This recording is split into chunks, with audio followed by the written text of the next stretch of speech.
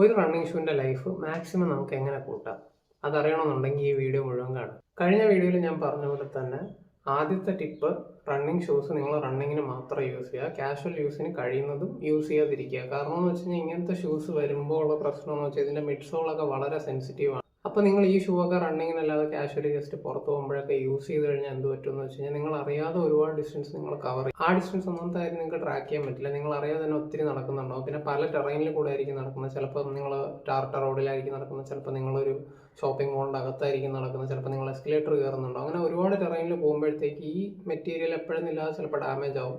അത് നമ്മൾ അറിയത്തുമില്ല. അത് കാരണം എന്ത് പറ്റുന്നത്, നിങ്ങൾക്ക് റണ്ണിങ്ങിൽ ഈ ഷൂ യൂസ് ചെയ്യാൻ പറ്റുന്ന, അതിൻ്റെ പ്രൈം കണ്ടീഷനിൽ യൂസ് ചെയ്യാൻ പറ്റുന്ന പല ഡിസ്റ്റൻസും നിങ്ങൾ നടന്ന് തന്നെ തീർക്കും.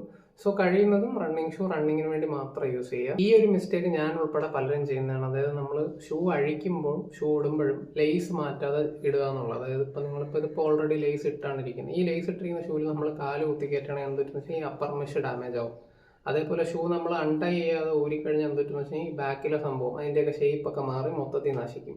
അപ്പോൾ നമ്മൾ ഇത്രയും കാശൊക്കെ കൊടുത്ത് ഒരു റണ്ണിങ് ഷൂ ഇൻവെസ്റ്റ് ചെയ്യുമ്പോൾ ജസ്റ്റ് ഷൂ ലേസ് അഴിച്ചതിന് ശേഷം മാത്രം ഷൂ ഇടാനും ഷൂ ഊരാനും ശ്രമിക്കുക. അത് നിങ്ങളുടെ ഷൂവിൻ്റെ ലൈഫിനെ ഒരുപാട് എക്സ്റ്റെൻഡ് ചെയ്യുമെന്നാണ് എൻ്റെ എക്സ്പീരിയൻസ് എന്ന് ഞാൻ മനസ്സിലാക്കിയത്. മൂന്നാമത്തെ ടിപ്പ്, റണ്ണിങ് ഷൂ റൊട്ടേഷൻ. ഇത് എല്ലാവരെ കൊണ്ടും പറ്റുന്ന ഒരു കാര്യമല്ല എന്ന് എനിക്കറിയാം. കാരണം 2 റണ്ണിങ് ഷൂ ഒക്കെ എല്ലാവരെ കൊണ്ടും അഫോർഡ് ചെയ്യാൻ പറ്റണം എന്നില്ല, പ്രത്യേകിച്ച് നിങ്ങൾ റണ്ണിങ് ഒക്കെ തുടങ്ങുന്ന സമയത്ത്. പക്ഷേ ഒരു ഷൂവിൻ്റെ ലൈഫ് നന്നായിട്ട് എക്സ്റ്റെൻഡ് ചെയ്യാൻ ഒരുപാട് ഹെൽപ്പ് ചെയ്യുന്ന ഒരു ടിപ്പാണിത്. കാരണം നമ്മുടെ കാലിന് റിക്കവറി വേണ്ടതുപോലെ തന്നെ ഷൂസിൻ്റെ ഫോമിനും റിക്കവറി വേണം. അത് ഫോം എന്ന് പറയുമ്പോൾ ജസ്റ്റ് ഈ പുറത്ത് കാണുന്ന ഗ്രിപ്പും സൈഡിൽ ഇത് മാത്രമല്ല, മൊത്തത്തിൽ, അതായത് അകത്തുള്ള ഇൻസോൾ ആയിക്കോട്ടെ, എല്ലാത്തിനും അതിൽ റിക്കവർ ആവാനായിട്ട് അവർക്കും അതിൻ്റെ സമയം വേണം. നമ്മൾ കാലിന് റെസ്റ്റ് കൊടുക്കുന്നവർ തന്നെ ഷൂവിനും റിക്കവർ ആവാനുള്ള ടൈം വേണം. പല ബ്രാൻഡുകളും റെക്കമെൻഡ് ചെയ്യുന്ന റിക്കവറി പീരീഡ് ഒരു 24 hours ആണ്. അതായത് നിങ്ങളിപ്പോൾ ഒരു ഷൂ ഇട്ട് ഗ്രൗണ്ടിൽ നല്ല ഇമ്പാക്റ്റ് ഒക്കെ കൊടുത്ത് ഓടിക്കഴിഞ്ഞാൽ അത് കുറച്ച് ഫ്ലാറ്റൊക്കെ ആവാൻ ചാൻസ് ഉണ്ട്.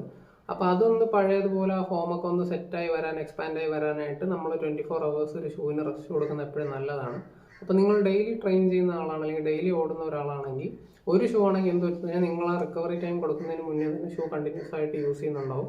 അപ്പോൾ അതുകൊണ്ട് തന്നെ വെയർ ആൻഡ് ടിയർ ഭയങ്കര കൂടുതലായിരിക്കും നോർമലിനേക്കാളും. അപ്പോൾ ആ സമയത്ത് നിങ്ങൾക്ക് 2 പെയർ ഓഫ് റണ്ണിങ് ഷൂ ഉണ്ടെങ്കിൽ, ഇന്നിപ്പോൾ നിങ്ങൾ NOVA+5 ഇട്ടാണ് ട്രെയിൻ ചെയ്യുന്നതെങ്കിൽ നിങ്ങൾക്ക് അടുത്ത ദിവസം DY Nitro 3 ഇട്ട് ട്രെയിൻ ചെയ്യാം. അപ്പോൾ എന്ത് പറ്റുമെന്ന് വെച്ച് കഴിഞ്ഞാൽ NOVA+5 എക്സ്ട്രാ ഒരു ദിവസം റിക്കവർ ആവാൻ കിട്ടും. അതിൻ്റെ ഫോം വീണ്ടും റീസെറ്റ് ആവും.